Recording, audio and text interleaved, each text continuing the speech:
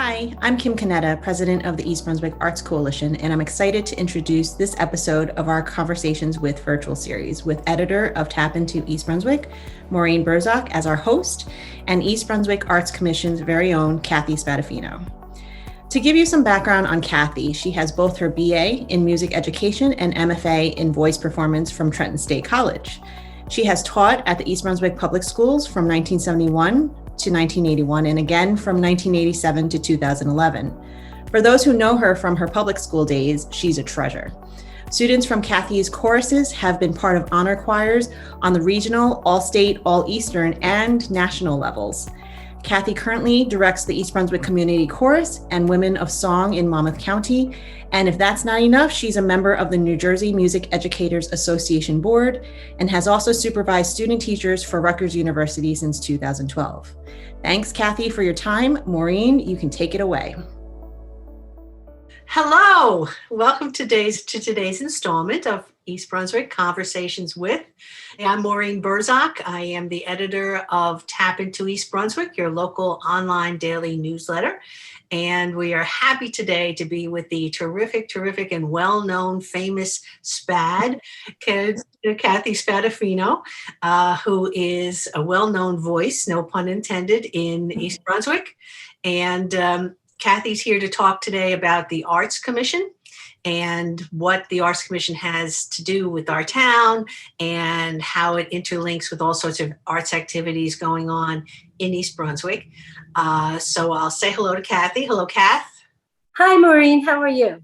I am hanging in there, man. We're at the end of COVID and moving towards having a more open East Brunswick, which is something I'm sure the Arts Commission is really involved with and interested in, and has seen us through a lot of pandemic agita, as we say in New Jersey, because of being a little bit, feeling trapped inside. So why don't we start with that, Kath? Like, here we've just come through this pandemic, right? And you've just had, prior to that, you had your first year of the East Brunswick play in the park that we had. We had Footloose, a summer ago, and then that program just started, and we weren't able to have it last year. So let's talk about how you weathered the pandemic and kept arts going in East Brunswick.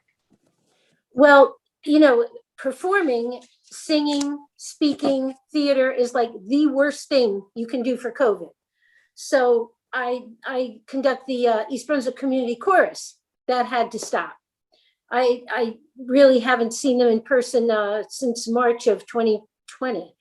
And all of our programs done. Any plans that we had for winter of 2020, 2021, done. So we went the virtual route. We've sponsored a couple of photography competitions where people would take different photographs, submit them to the town. They had them on the, I think, the Parks and Recreation link. And they were wonderful photos, really, really excellent photos. I think, in fact, Kathy, was the things you did to happily survive the pandemic. So they were uplifting photos. Mm-hmm, mm-hmm. And so we're going to actually, with some help from the Arts Coalition with funding, we're going to be framing those and hanging them in the Community Arts Center, in the community room and in the meeting rooms, so everybody can see live in case you didn't catch them, online. We also sponsored a gingerbread making contest. We had kits, or you could just make it your own. Everybody submitted. They put those up online too. We had a music trivia night, which was actually kind of hard. I participated, and I'm not so good with the pop references. All the classical stuff I was good with. But it was a wide variety. It was really fun. So we tried to do some things virtually and rebroadcast some concerts that we had recorded from the past, and tried our best to make it through. Well, we're beginning to see our way out of it. And a lot of those activities involved, people participating virtually and sending the photographs in. I sent photographs in myself. I mean, and I'm no photographer, but it was an engaging experience for the community. But I'm sure they're missing your voice out there, because you've been such an essential part of music and the music programs in East Brunswick for so many years, maybe more years. Yeah, that many. And you've had a wonderful career, long career in the East Brunswick schools. And here you are, you're retired, and I'm retired too. And here we are. And here we are busy. Right. You continue to participate in the community, in various boards and the chorus and the women's chamber choir in Monmouth County. Why do you do that? I mean, you could just like hang out and I don't know. I know. Well, my husband asked me that too. I'm not sure why I do it, because I've always done it. I would rather do anything than clean my house. So I just like being active. I mean, music has meant so much to me, and I see what it has meant to my students, and I kind of can't stop. I see how it brings the members of my community chorus, a very diverse group, but we all have something in common. We like to get together and sing. And I just like to keep doing that. I supervise student teachers for Rutgers because I like the continuing of the educational process and seeing newbies come in and join the ranks. I just enjoy doing it. And I would like for the people of East Brunswick to get to know each other better, especially after COVID. We're all in our houses, nobody goes anywhere. But if we can come out to some of these programs that we're planning for the future, people can come out, people can meet other families, people can find things they have in common, and then some of the differences that we have will kind of melt away. Fade away. Teaching is a hard career to let go of, and it becomes part of your identity. And you have that mark on you, and you have that desire to continue doing that. So in your long years, and I'm kidding, but really, my son was in your chorus. I'm sure there are plenty of people listening to this right now who participated in music events and music activities over the years in the East Brunswick schools, since there's such excellent programs. So what is it you would say?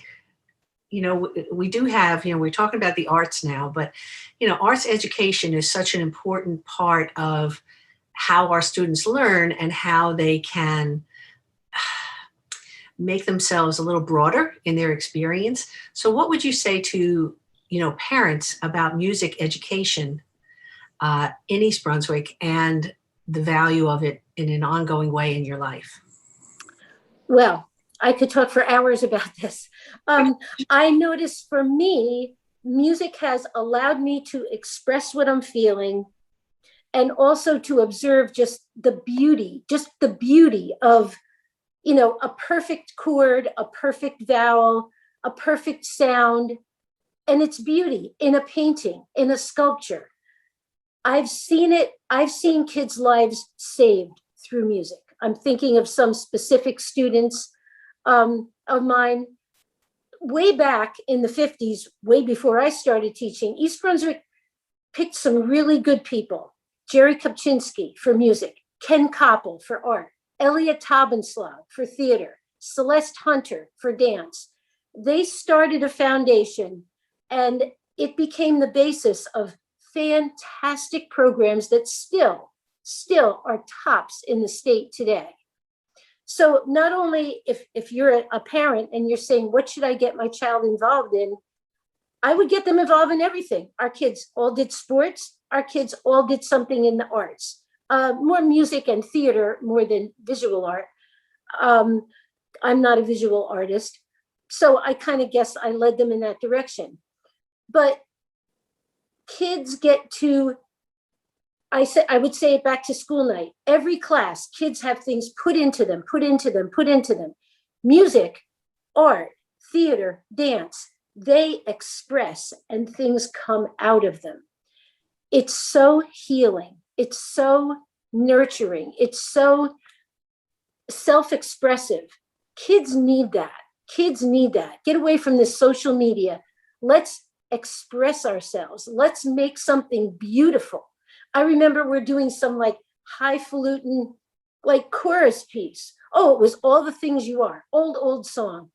And this like tough football kid, you know, just in my class for the performing arts credit, we're singing through it and he goes, well, that's really pretty.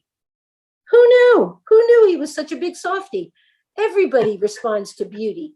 Everybody can be saved through music. I've seen it with theater, visual art, dance. Everyone needs to express themselves. And in this day of social media, we don't get a chance to do that, especially as a group. Well, I think there's the old adage also that you don't teach a subject, you teach students. And that human connection that you make with your students inside a classroom and outside of it has enriched the East Brunswick community. And we're thanking you for that. And we're glad for your participation in the Arts Commission because it is broader than one particular venue of art. So, you know, let's talk about that. What is the Arts Commission and how do they reach out to the community to, you know, get people to rise up? Right. Well, the Arts Commission, I've been a member since I think 1990, 91, something like that. And at first, my only involvement was I conducted the community chorus because their meetings were during the day. I was a teacher. So I just did the community chorus. Then when I retired in 2011, and then they moved the meetings till nighttime, I started coming to the meetings. We are evolving. We had in the past, and maybe a lot of people did, an emphasis on classical music, piano recitals, orchestras, violin performances. For many years, we sponsored the Young Musicians Competition, all with East Brunswick students. But over the past, I want to say maybe 6, 7, 8 years, we're evolving. We want to involve many, many more types of music. We, together with the library, we did a dance series of different kinds of dance. Indian dance, which was a real riot. That was a lot of fun. I think it was hip hop. Phil Solomon taught that. He was my student, great dancer. So we're trying to branch out. We're trying to also come into the 21st century and also provide more for our young people, our teens, our young families, our 20-somethings that are still living in town. A couple of years ago, my community chorus sang as part of the music and arts, and there was a big thing about, I wrote it down, I just forgot who it was. Blank. I'd help you if I could. Not Jim Croce. Lay across Eric my Clapton? No. Eric Clapton? No. No. Bob Dylan. Yeah, thank you. Okay, take two. So a couple of years ago, my chorus and I participated in the Music and Arts Festival, and we were part of a tribute to Bob Dylan. And we sang with a rock and roll band. My chorus members really loved it.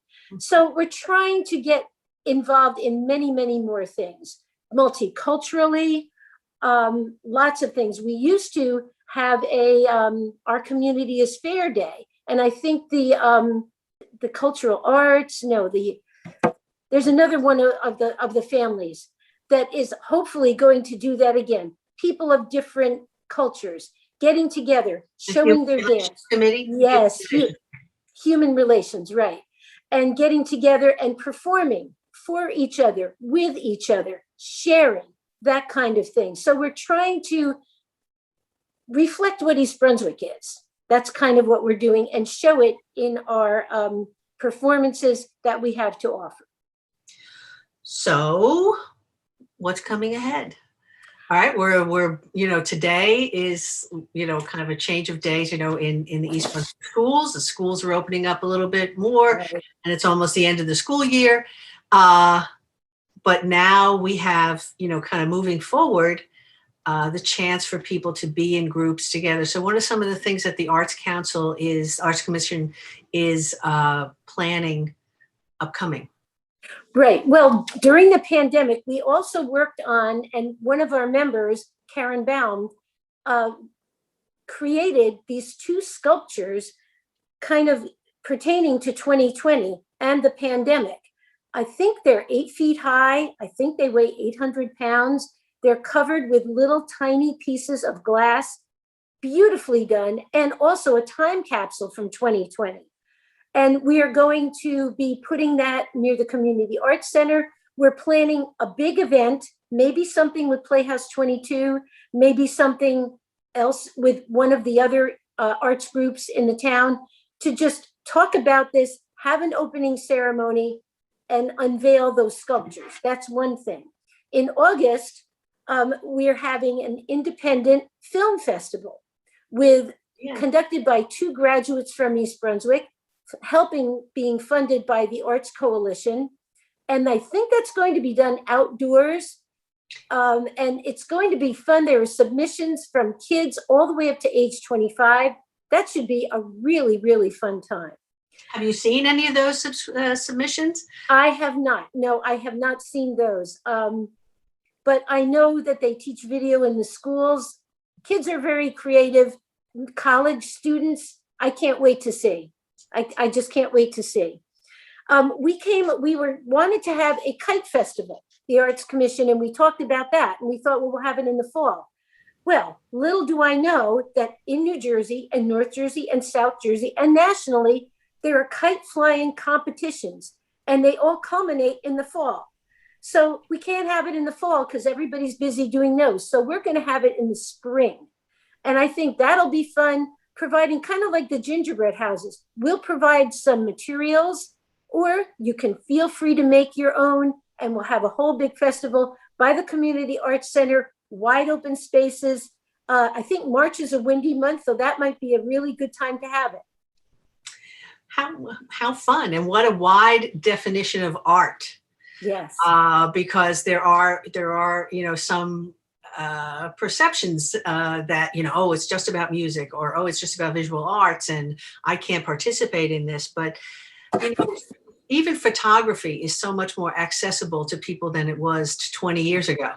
That you don't need to have all this expensive equipment or buy stuff. And we're very glad to hear about the sculpture. Karen Baum is a very accomplished mosaic artist.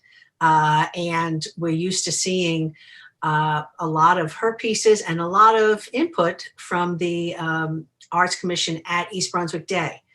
And, we missed that this year, right? So that should be coming around. Will you be at the county fair? I'm not sure if we're part of the county fair, but if they say that they want a presence from East Brunswick, and sure, I'll be there, and whoever's there. It would be so exciting to see that county fair full of people like 2 years ago, 3 years ago, the way we all remember it. Yeah, because it is really kind of a iconic East Brunswick event, even though it is the county fair. Okay. Yes. And they have a great talent show too. Oh yeah, and our kids represent there, right? Yes. So you've been here a long time. Where do you see the early starting point, and where do you see this going? Like you're talking now about literally things that are up in the air, kites, right? Theatrical performances outdoors. And I know that during the pandemic there were drive-in movies, right, that were sponsored by the township and by Playhouse 22, and I'm certain that members of the Arts Commission, supported those. So, where do you see kind of the direction of the arts? Like somebody who just moved to East Brunswick, what would you say to them to do about, not only getting their young ones involved in the schools, but older people, people more established in the community, even age-wise, what would you say, how to get involved? Right. Well, I would ask people to go to our Facebook page, East Brunswick Arts Commission, and check us out, because we have everything that we're doing is posted there. And I think that there's a way we're always at. Is there an East Brunswick Day this fall? Maybe not. I'm not aware of that yet. Yeah, I'm not sure either. But wherever there is something, we always have a booth, and we keep track of everybody's name and email. We email you, we reach out to you. Again, we're reflecting the town. I would love to see more young families involved. I know that kids and families are being pulled a lot of different ways. There's this sport and that sport and this activity and this school thing. And yeah. Right. But, East Brunswick, again, sorry, back to the schools, we're the A's, right? Academics, arts, and athletics. So arts is a very integral part for all the reasons that I said before. Community chorus, a lot of my members are over age 50. The dance programs that we had all ages in the community room. When Playhouse 22 gets going again, many, many different ages. I was talking to Adam Neary last week, and they're thinking about having more opportunities for kids, kind of a kids theater experience, or maybe a camp or a program. So lots of different ways for people of all ages to get involved in the arts in East Brunswick. And they will be producing Harvey this fall.